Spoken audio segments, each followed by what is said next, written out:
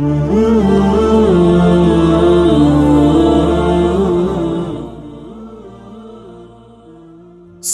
پات.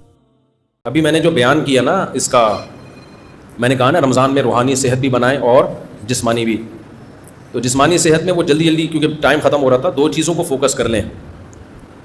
باہر کی چیزیں چھوڑ دیں آپ، جن میں خاص طور پر چینی اور کوکنگ آئل، ان 2 چیزوں کو کیا کر دیں، اپنی ڈکشنری سے نکال دیں. اب کوکنگ آئل نہیں کھائیں گے تو کیا کھائیں گے؟ دیسی گھی کھا لیں. دیسی گھی نہیں کھا سکتے تو کچھ بھی کر لیں، لیکن یہ آئل آپ کو نکالنا پڑے گا. اور چینی بھی مارکیٹ سے کیا کرنی پڑے گی، شارٹ کرنی پڑے گی. تو اب یہ خود آپ نے پلاننگ کرنی ہے کیسے ہوگا یہ، لیکن آپ کی زندگی بن جائے گی، اتنا سکون ملے گا نا. چند دن ٹینشن ہوگی آپ کو. دوسری بات یہ ہے کہ روٹی چاول بھی کم کریں، کیونکہ روٹی میں بھی بہت زیادہ کارب ہوتا ہے، نشاستہ ہوتا ہے. آج کل کی روٹی یہ وہ روٹی نہیں ہے جو آپ کے ابا دادا کھایا کرتے تھے. یہ وہ والی گندم نہیں ہے، اس میں بہت زیادہ چینجنگ ہو چکی ہے. اب جو بیج گندم کا ہے نا، یہ وہ والا گندم نہیں ہے. پہلے گندم کی روٹی میں کارب کم ہوتا تھا اور دیگر چیزیں زیادہ ہوتی تھیں. اب وہ ایسا بنا دیا ہے کہ جیسے فارمی مرغی ہے نا، 6 مہینے میں سب کچھ، تو گندم بھی ایسا ہی ہے. پہلے اتنی بڑی بڑی گندم ہوا کرتی تھی، اتنے بڑے بڑے پودے، وہ نکلنے میں ٹائم لگتا تھا. اب تو ٹھک ٹھک ٹھک کر کے گندم نکل رہے ہیں، اور اس میں کاربوہائیڈریٹ کا ریشو بہت زیادہ ہو گیا ہے. تو وہ بھی فیٹ ہی ہے، یعنی میٹھائی ہے، وہ اس سے موٹاپا آئے گا. چاول میں بھی ایسا ہی ہے. کم کریں، میں یہ نہیں کہہ رہا ختم کریں، کم کریں. تو جب آپ کم کریں گے تو پھر بڑھائیں کیا؟ بھائی آپ گوشت کھائیں زیادہ، گوشت کے پیسے نہیں ہیں تو یہ چاٹ ماٹ زیادہ کھا لیا کریں افطاری میں. چنے کی چاٹ ہو گئی، ان میں تھوڑا کارب کم ہے نا. لوبیا ہو گیا، لو بھیا کہتے ہیں نا، لو بھیا. تو لو بھیا، اب لوبیا کھا لو، آپ لوبیا کھا لو، سفید چنے کھا لو، اس کی چاٹ کھا لو، کالے چنے کی چاٹ کھا لو، اور اللہ بھلا کرے آپ کا انڈے منڈے کھا لو. یہ جو کیا کرو، کھجوریں کھا لو. یہ جو ہے نا آپ کا حساب کتاب، چاول، روٹی اور چینی سے مراد چینی سے بنی ہوئی چیزیں. پتہ چلا آپ نے چینی چھوڑ دی، رسگلے کھا رہے ہو آپ، کہ چونکہ میں چینی نہیں کھاتا، تو رسگلہ تو چینی ہی ہے نا. تو یہ چند چیزیں آپ رمضان میں تھوڑا سا ان سے ایوائڈ کریں. دوبارہ بہت لمبا بیان ہو گیا تو مختصر کر کے بتا دیتا ہوں. روٹی چاول ختم نہیں کرنے، بلکہ کیا کرنا ہے، کم کرنے ہیں. نمبر 2، چینی کو کیا کرنا ہے، ختم کر دو چینی کو. نمبر 3، کوکنگ آئل نکال دو اپنی زندگی سے، خاص طور پہ رمضان میں تو نکالو نا. زیتون کا جو آئل آتا ہے نا، وہ پی لیا کرو. وہ نہیں ہوتا ایکسٹرا ورجن جو ہوتا ہے، اب وہ پینے میں، وہ بھی پکا کے نہیں کھانا ہے. زیتون کا تیل پکا کے خراب ہو جاتا ہے. دیسی گھی پھر بھی تھوڑا بہت پکا سکتے ہیں، زیتون کا تیل نہیں پکا سکتے.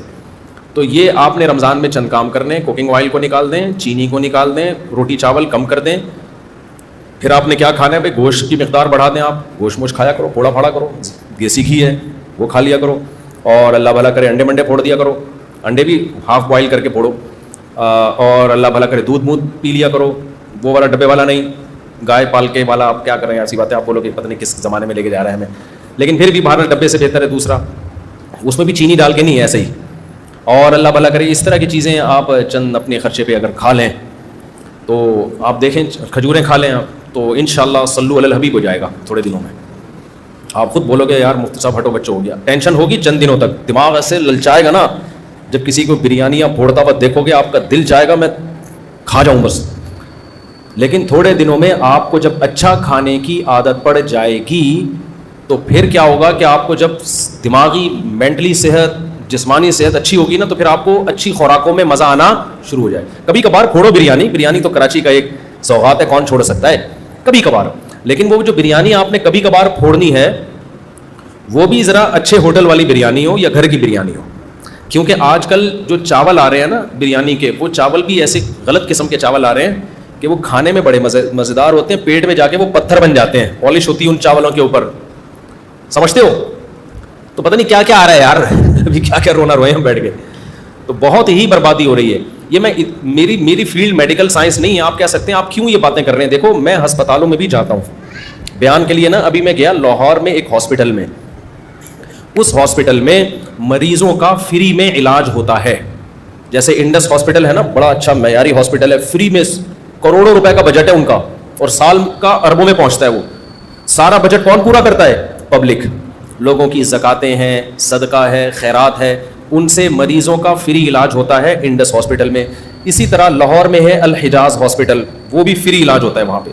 تاجر بڑے ایماندار وہاں کے. میں گیا, میں نے وہاں جا کے ایک چیز دیکھی, ڈائلسس کے جو پیشنٹ ہے اس میں گیا, لائن سے لوگ لیٹے ہوئے ہیں, جوان آدمی گردے گنوا بیٹھے ہیں اپنے.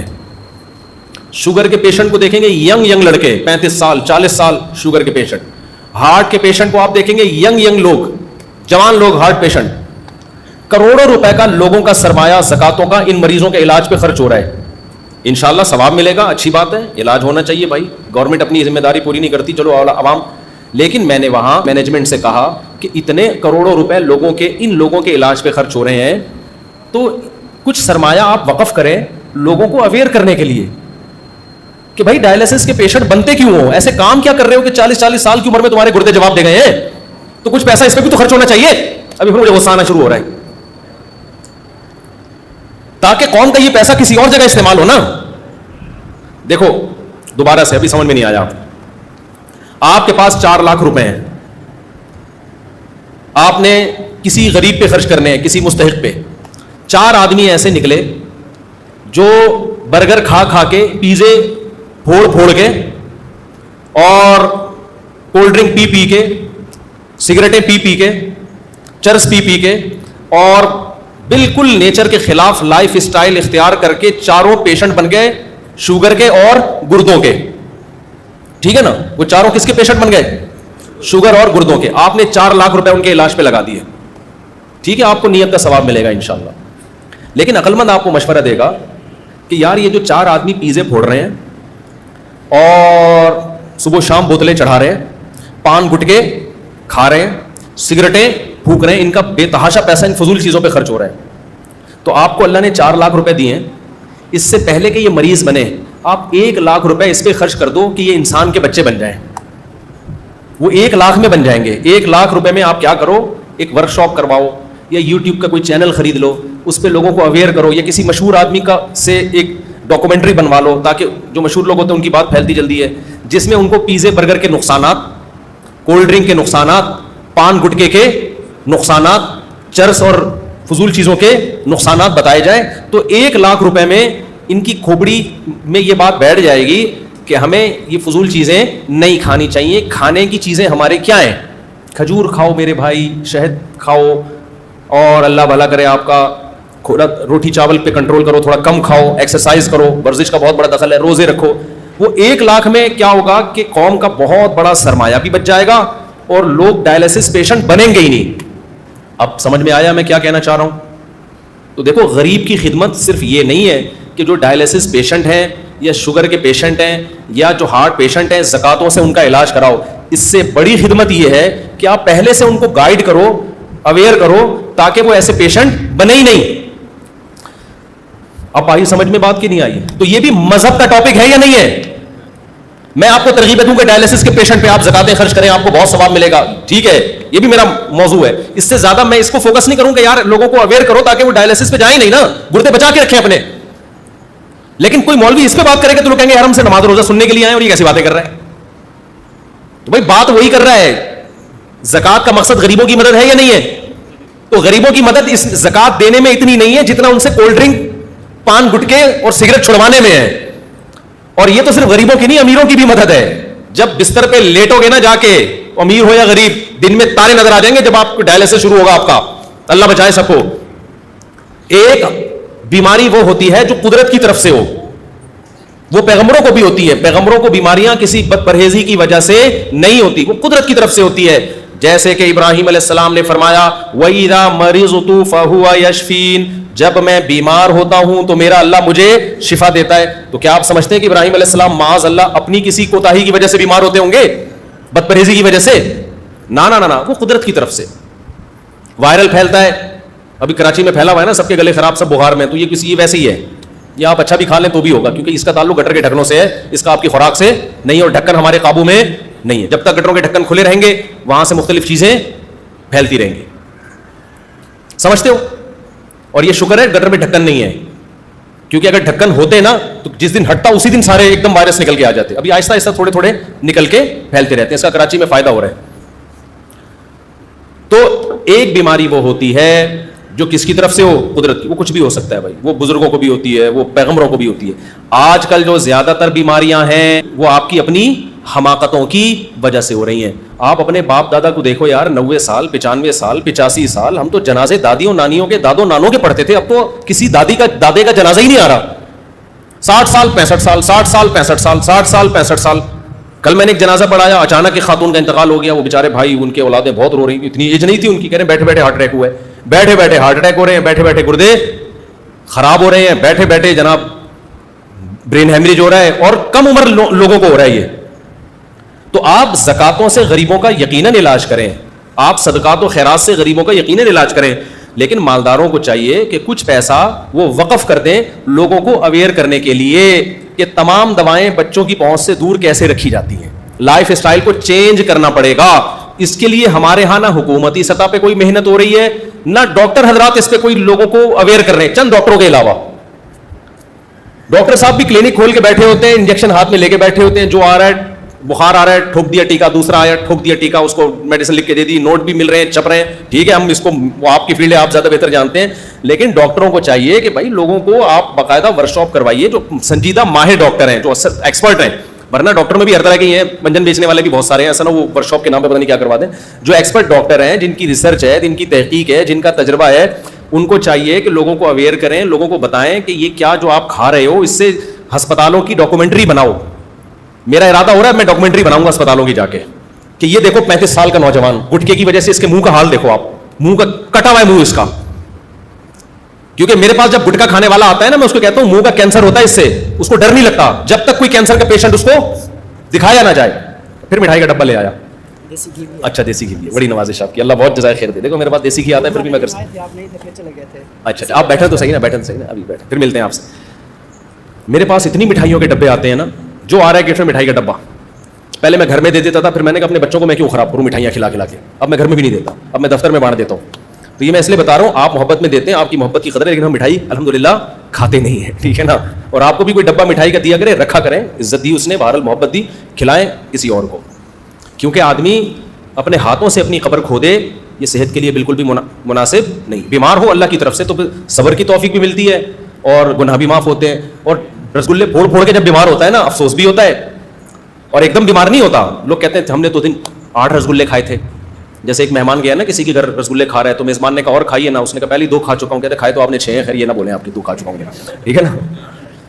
تو سارے ڈاکٹروں کا, حکیموں کا اتفاق ہے کہ 40 سال کے بعد میٹھے کو کیا کر دینا چاہیے, کم کر دیں. میٹھے سے وزن بڑھتا ہے, لیکن کم کرنے کے بجائے میٹھا کیا ہو رہا ہے, بڑھتا چلا جا رہا ہے. دیکھو اسلام میں جتنے تہوار ہیں نا, ان تہواروں میں کہیں بھی آپ کو میٹھا نہیں ملے گا.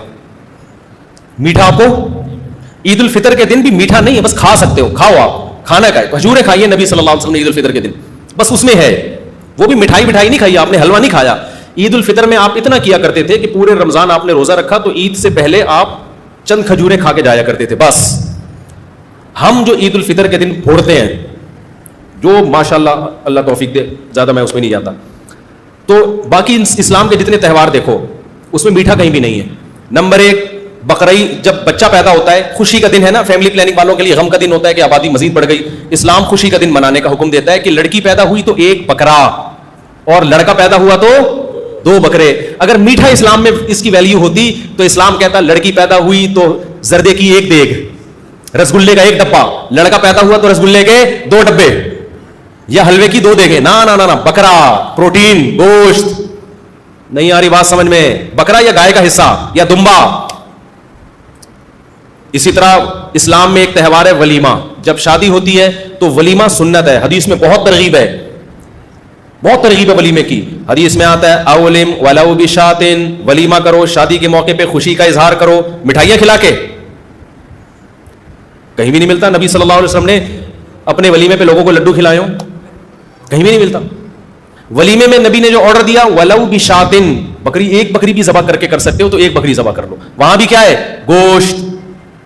بقرعید مسلمانوں کا تہوار ہے, خوشی کا دن ہے. اللہ میاں نے یہ کہا کہ بقرعید کی نماز پڑھ کے جایا کرو اور دبا کے زردے کی دیگیں, یعنی قربانی دلوائی جا رہی ہے نا, تو قربانی, مالی قربانی سے جانور خرید کے ذبح کر کے گوشت کھانا ہے. اللہ میاں نے یہ نہیں فرمایا کہ مالی قربانی میں یہ ہے کہ بکرے کی جتنی قیمت ہے, مثال کے طور پر 30,000 کا بکرا آ رہا ہے, تو یا تو بکرا ذبح کر دو یا 30,000 کی حلوے کی دیگیں بنا کے پبلک میں بانٹ دو, خود بھی کھاؤ لوگوں کو بھی کھلاؤ. نہ, جب تک بکرا نہیں کٹے گا, گائے نہیں کٹے گی, اونٹ نہیں کٹے گا اور دمبا نہیں کٹے گا, اس وقت تک بقرعید پوری نہیں ہوگی. وہاں بھی گوشت کھلایا جا رہا ہے, پتہ نہیں حلوہ آیا کہاں سے ہے مسلمانوں میں, میں بتاتا ہوں ابھی کہاں سے آیا ہے, وہ بھی میں بتاتا ہوں آپ. وہاں بھی ہمیں کیا کھلایا جا رہا ہے؟ گوشت.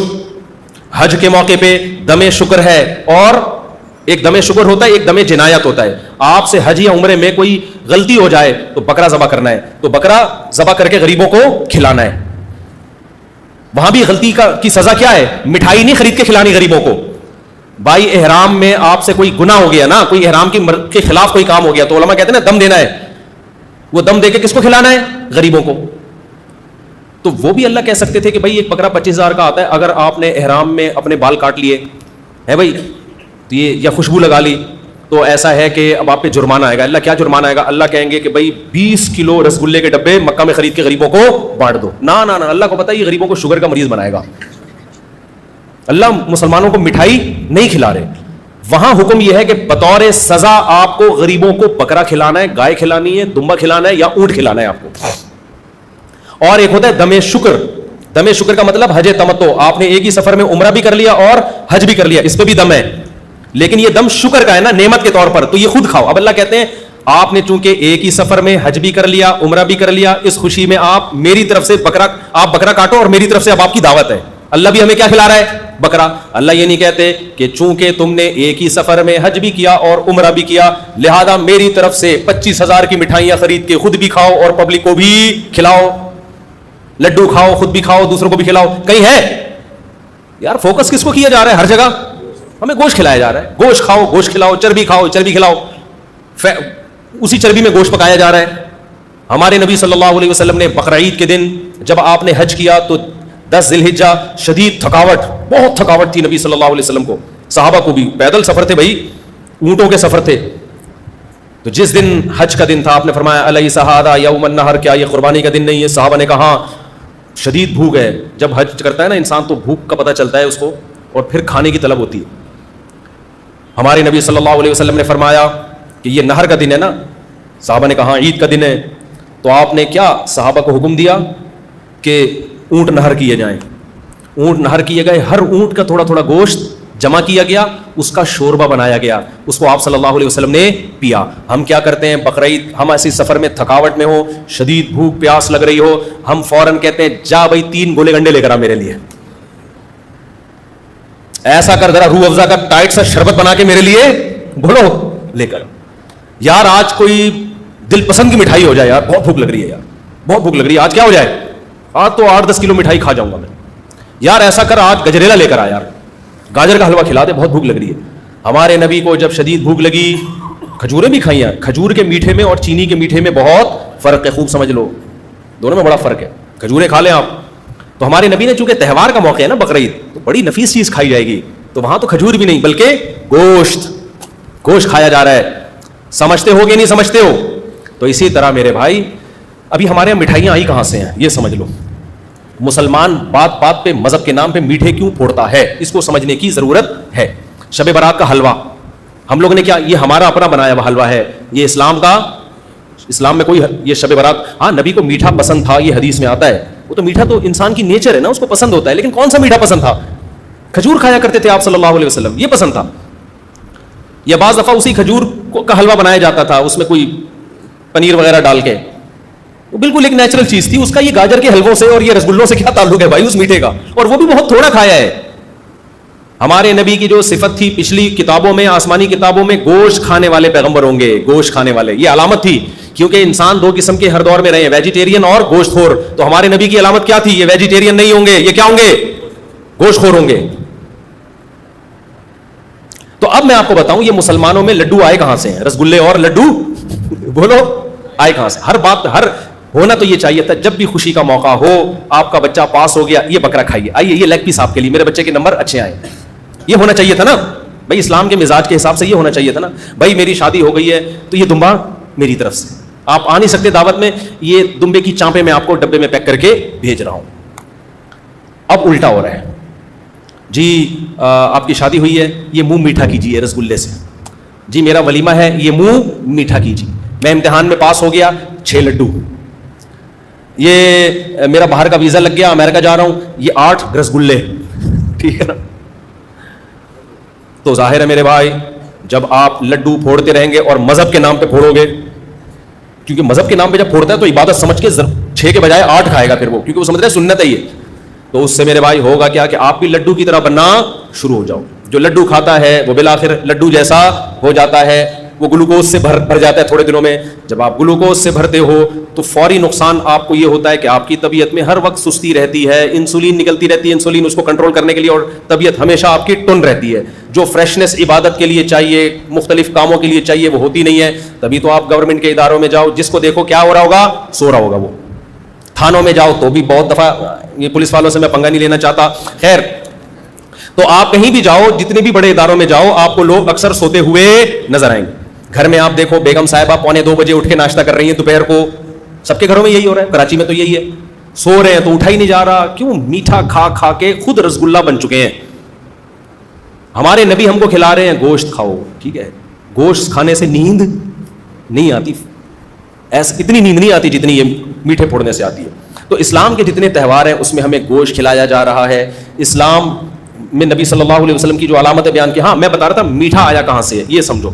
دیکھو ہندو گوشت نہیں کھاتے, ہندو گوشت نہیں کھاتے, لہذا ان کے پاس گوشت کا آلٹرنیٹ کیا ہے. اب اللہ نے جو لذت گوشت میں رکھی ہے نا کھانوں میں, وہ کسی اور چیز میں نہیں رکھی ہے. گوشت کی بریانی, گوشت کی نہاری, یہ سارے مزے کے کھانے کس کے ہوتے ہیں؟ تو ہندوؤں کے جو پنڈت لوگ تھے انہوں نے گوشت چھڑوا دیا اپنی قوم سے مذہب کے نام پہ. اب ان کو کھانوں میں لذت پیدا کرنے کے لیے کچھ تو نیا لانا تھا نا. تو اب ان کے تبھی یہ جو ہندوستان میں کھانے پینے کی جو صنعت ہے نا, اس نے بڑی ترقی کی ہے. اتنی ویرائٹیز کھانے کی آپ کو دنیا میں کہیں نہیں ملیں گی جتنی ہندوستان میں ہے. وجہ اس کی کہ جب گوشت نہیں کھا رہے تو زندگی کا مزہ کیا ہو گیا, خراب. لہٰذا انہوں نے دالوں کی مختلف چیزیں بنانا شروع کر دیں اور چاولوں کی مختلف طریقوں سے بنانا شروع کر دیا. آپ تو 20 قسم کی مٹھائیاں بنانا شروع کر دیں, اور اتنی مٹھائیوں کی اقسام آپ کو ملیں گی. تو مسلمانوں میں جو لڈو کھانے کا رواج آیا بہت زیادہ, یہ ہندوؤں کے ساتھ رہنے کی وجہ سے. ورنہ مسلمان بائی نیچر کیا تھا, گوشت خور تھا. سمجھتا ہے کہ نہیں سمجھتا ہے؟ اب غریب آدمی کیا کرے, سوال پیدا ہوتا ہے, بھائی غریب آدمی صبر کرے. غریب آدمی کیا کرے, صبر کرے. جو ہے وہ کھائے بس. غریبوں جو اللہ نے نہیں دیا تو صبر کرے. تو اللہ تعالیٰ کی عادت ہے, اللہ غریب آدمی کو جو ہے وہ بغیر گوشت کے بھی پروٹین دے سکتے ہیں. اس میں کیا ہے؟ ہم نے تو بڑے بڑے غریب دیکھے ماشاء اللہ, ہٹے کٹے فٹ فاٹ. تو یہ جو اسلام آپ کو یہ کہتا ہے کہ اگر جیب میں پیسہ ہے تو کنجوسی مت کرو, نہیں ہے تو اللہ پہ توکل کرو. کیا کرو؟ اللہ پہ توکل. ابھی تو بڑا مسئلہ. اچھا غریب آدمی کے پاس گٹکا کھانے کے پیسے کہاں سے آتے ہیں؟ سگریٹ پینے کے پیسے کم وقت کے پاس کہاں سے آ رہے ہیں؟ یہ کوکنگ آئل بھی تو فری میں تھوڑی مل رہا ہے. اچھا یہ آپ کو بتاؤں, یہ جو کوکنگ آئل آپ کو مل رہا ہے نا سستا, اور دیسی گھی مہنگا. دیسی گھی ڈلتا کم ہے اور یہ کوکنگ آئل ڈلتا زیادہ ہے. نتیجہ تقریباً سیم ہی ہے. نتیجہ تقریباً کیا ہے؟ سیم ہی ہے. اور غریب آدمی کے لیے بکری پالنا زیادہ آسان ہے. آپ پال لو, وہ تو ادھر ادھر سے کھا پی کے اپنا گزارا کر لیتی ہے. خیر اب میں امیر غریب کی بات کی طرف نہیں جا رہا. میں تو کہہ رہا ہوں چلو غریب آدمی صبر کرے, لیکن جس کو اللہ نے پیسہ دیا ہے وہ تو اپنے ہاتھوں سے اپنی قبر خود مت کھودے. وہ تو کم از کم تھوڑا سا خیال کرے. تو جتنا زکوٰۃ کا پیسہ غریبوں کے علاج پہ خرچ ہو رہا ہے, صدقات و خیرات کا پیسہ, تو میں لوگوں سے کہتا ہوں, ڈاکٹروں سے کہتا ہوں یا تاجروں سے کہتا ہوں کہ بھائی لوگوں کو اویئر کرو کہ آپ جوانی میں بیمار ہو کیوں رہے ہیں. میڈیکل سائنس یہ کہتی ہے, میں نے ڈاکٹروں سے سنا ہے کہ جو ہارٹ اٹیک ہوتا ہے نا, یہ اچانک ہمیں لگتا ہے کہ اچانک ہو گیا, ہوتا یہ اچانک نہیں ہے. 15 سال سے دل کے ساتھ غلط ہو رہا ہوتا ہے. آپ ایسی غذائیں کھا رہے ہوتے ہیں 15 سال سے جو دل کے لیے نقصان دہ. 15 سال آپ کو آپ کی باڈی اور دل مہلت دیتا ہے کہ انسان کا بچہ بن جا. 15 سال تک آپ غلط غذائیں کھاتے جب دل سے آپ کی یعنی دل کے بس میں نہیں رہتا نا, پھر ہارٹ اٹیک ہوتا ہے. وہ جو رگیں جمنا شروع ہوتی ہیں ایک دم سے, تھوڑی اس میں پراٹھے آ کے اٹک جاتے ہیں. جو دل رگیں تنگ ہوتی ہیں اور ہارٹ اٹیک ہوتا ہے تو ایک دم سے تھوڑی ہوتا ہے, 15 سال لگتے ہیں کم سے کم.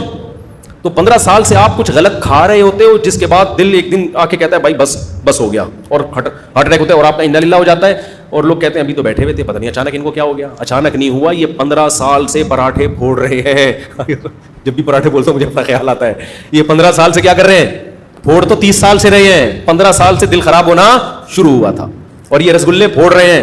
اور اگر پراٹھے پھوڑ رہے ہو نا تو ایکسرسائز اتنی کرو کہ وہ پراٹھا کہیں کسی کھانچے میں جا کے فٹ ہو جائے, سمجھتے ہو, کہیں نہ کہیں جا کے لگ جائے, وہ اٹیک کا ذریعہ نہ بنے.